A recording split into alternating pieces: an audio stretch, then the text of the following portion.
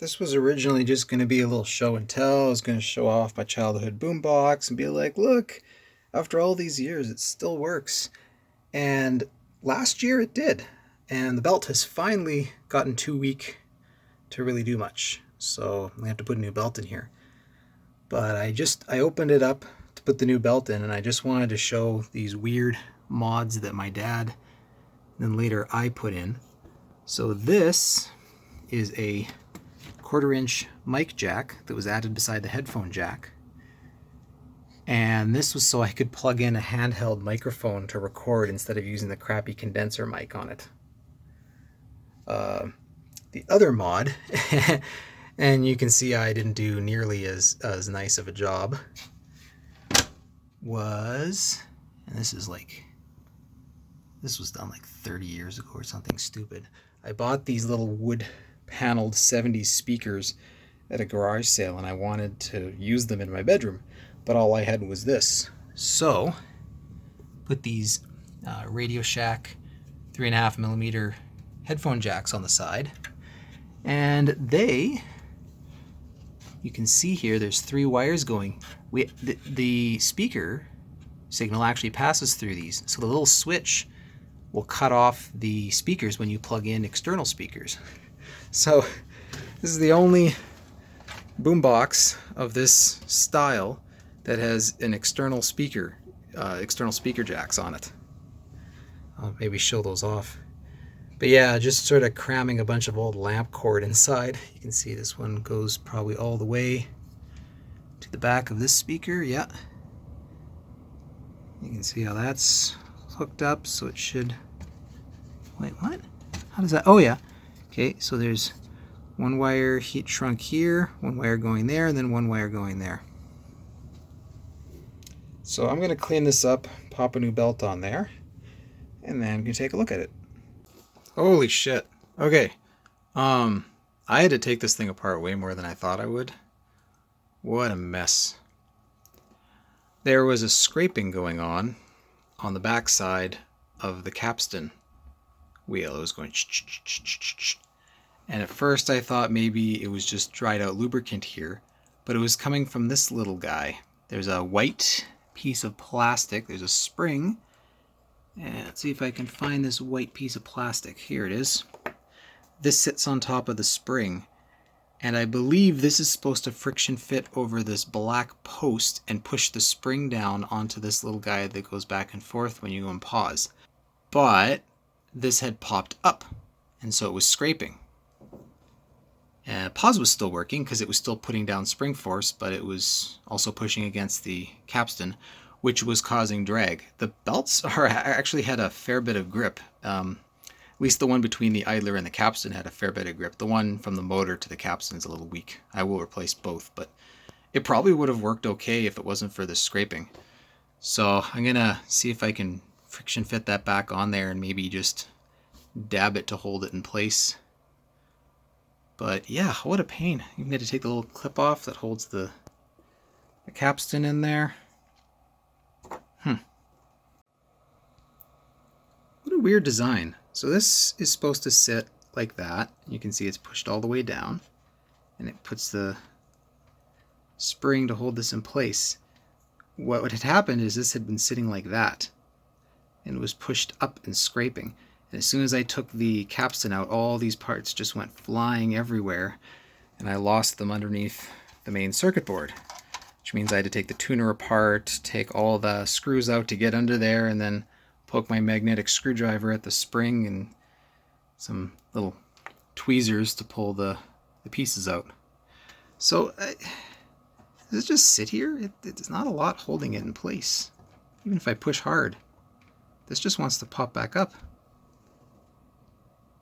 That's dumb. Alright, for now, this is not going to have pause because that goddamn fucking little white cap that goes on here and friction fits poorly just sprung off to who knows where, and I just spent the last 10 minutes looking for it and I can't find it. And you know, for the frequency that I would ever use this, I can just live without pause. For now, it sucks. Damn it. Oh well. I was thinking maybe if I could find a little like a spring clip or C-clip small enough to just wedge over here with a washer to hold that spring in place. I might do that in the future. I'll just get a measurement of the diameter of that. Well, the speed's okay, but the flutter is awful.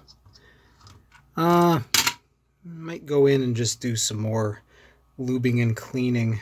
That belt also might be a little too tight. And I'll try a looser one.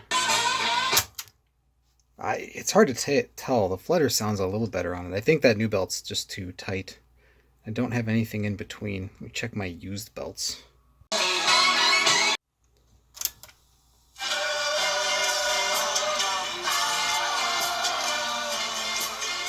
And my pause, of course, is now a temporary pause. So yeah, the original belt has a good speed. And this other belt I put in, I'm suspecting because it's a thicker belt, it's riding up onto the edge of the groove on here, which would mean that because this is now bigger, well, that would mean it would move slower. So it's riding up on this one. Yeah, so it's probably riding up on the edge of this, causing it to spin a little bit faster. So yeah, okay. I never thought about the importance of the thickness of a belt, but that makes sense. You can change the speed, because this is perfect speed now.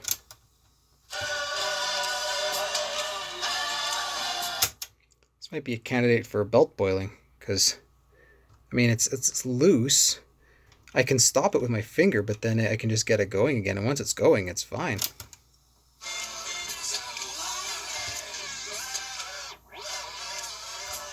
Huh. That's probably because I'm at the beginning of the tape. I think that other one I was trying was towards the end. No, that was at the beginning too. Okay.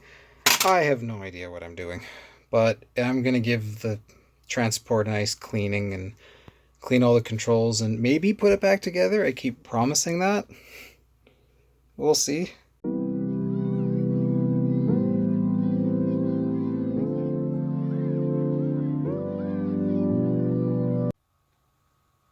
Alright, it's finally back together.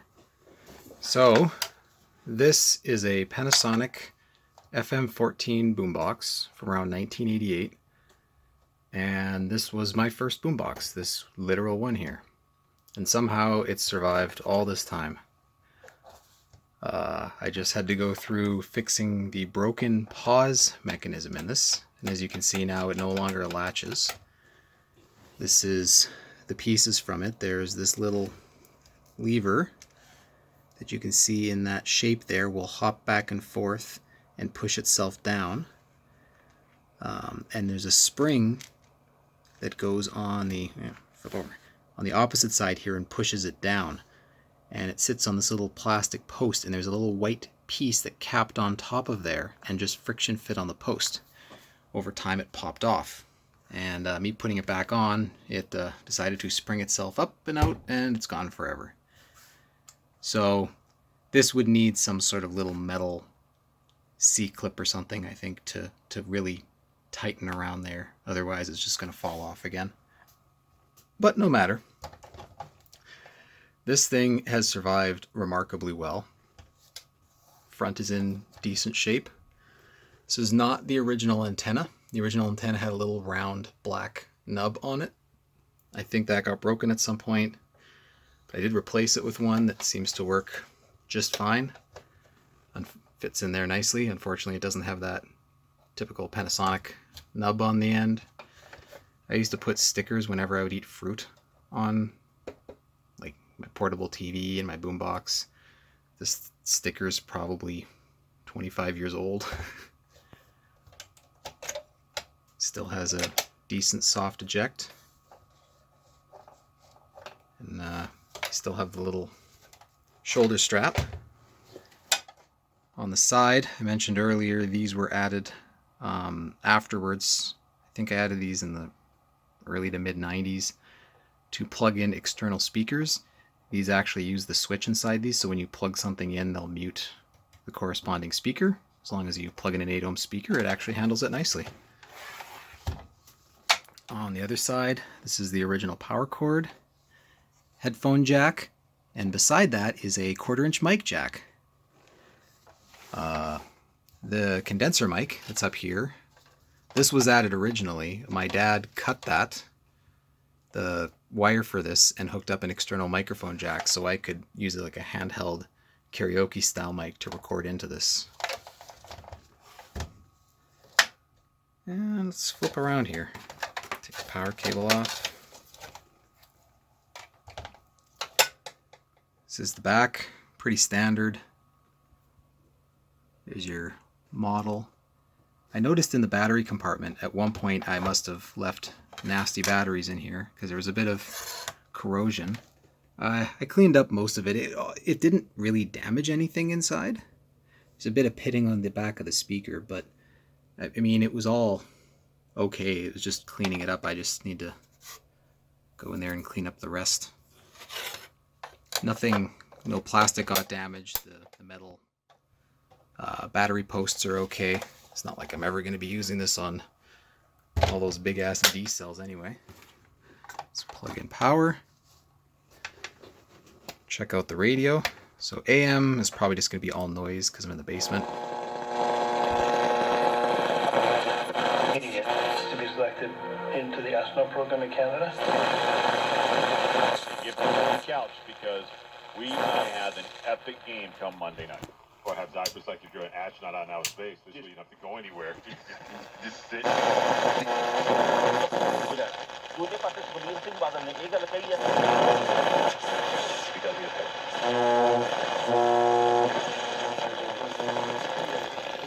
AM picks up so much noise down here. You can see I had to unplug a bunch of stuff. I'm sure that fan is causing noise. I'm sure the light up there is causing noise. It's a kind of brutal.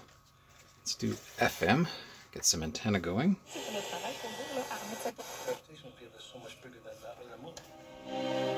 NASA calls this the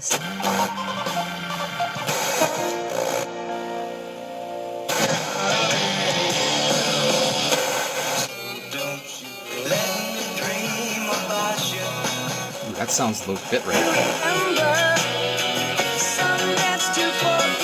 10,000 shots.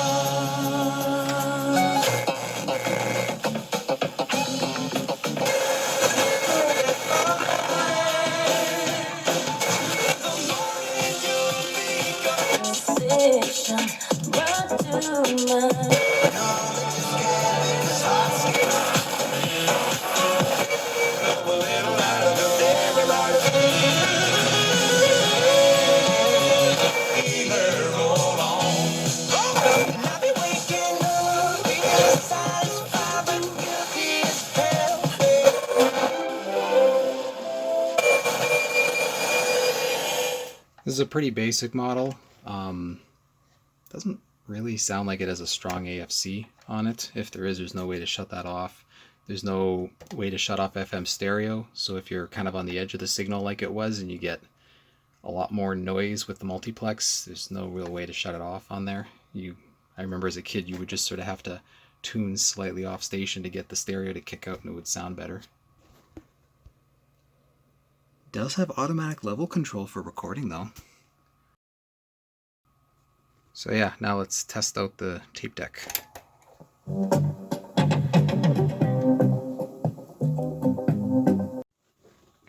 Alright, I ran a little rubber renew on the pinch roller because it was getting a little chewy. Let's see.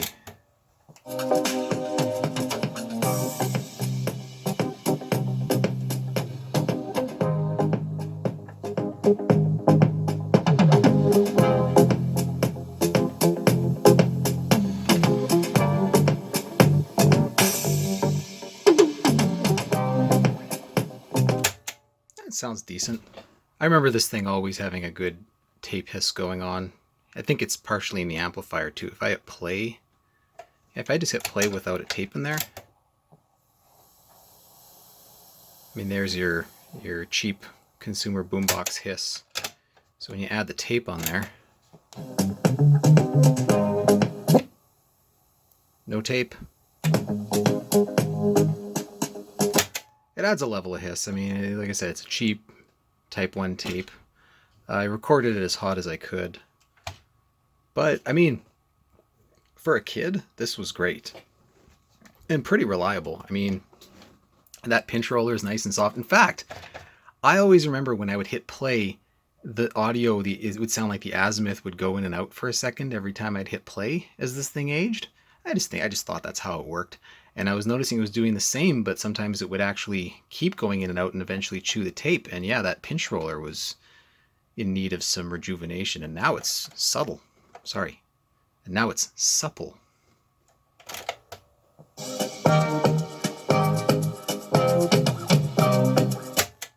So yeah, I think this cleaned up okay. Keep my sentimental boombox, like my sentimental VCR.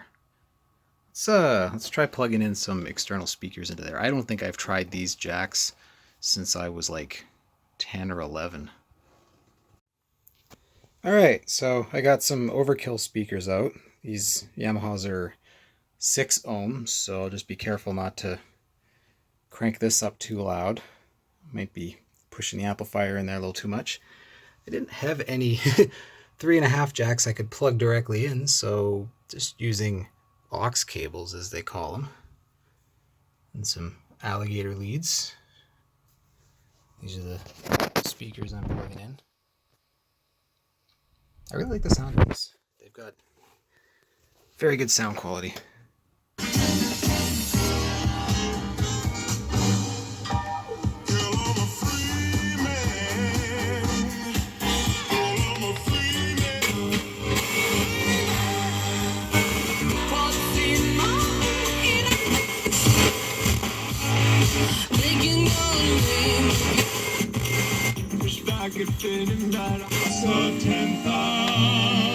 Damn, that sounds really good.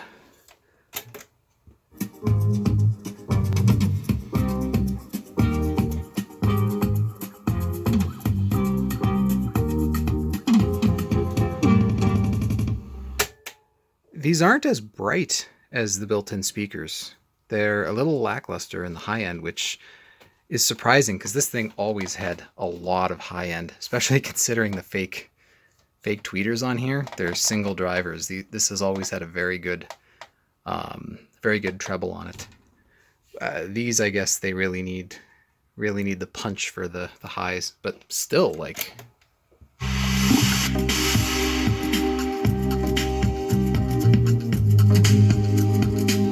even the lows are good. And before I got my own sort of stereo receiver, component stereo system, you know, fancier than this. This was my stereo system. This was my receiver that powered my big speakers, and it survived, which is quite frankly amazing that it was able to drive. I think at one point I even did have some big 4-ohm Sansuis hooked up to this, and that was when I finally retired it and got a proper receiver, and this just was relegated to, you know, taking it on trips and using it other places. But yeah, I'm pleasantly surprised by how it sounds with these external speaker jacks. So yeah, I just wanted to show off this little 32-year-old boombox, part of my childhood. Played so many tapes on it, and it's lasted me all these years. And the belts are still good in it. These are still the original belts I left. Turns out all that was wrong with it was that little pause thing that broke, and it needed some rubber renew on the pinch roller. But otherwise, it's great. I mean, even the volume and tone controls, I didn't put any contact cleaner in these. These are solid on their own. I just ran a little bit on the input selector, because in FM you'd have to wiggle it a bit to get both speakers. That's it. Rock solid.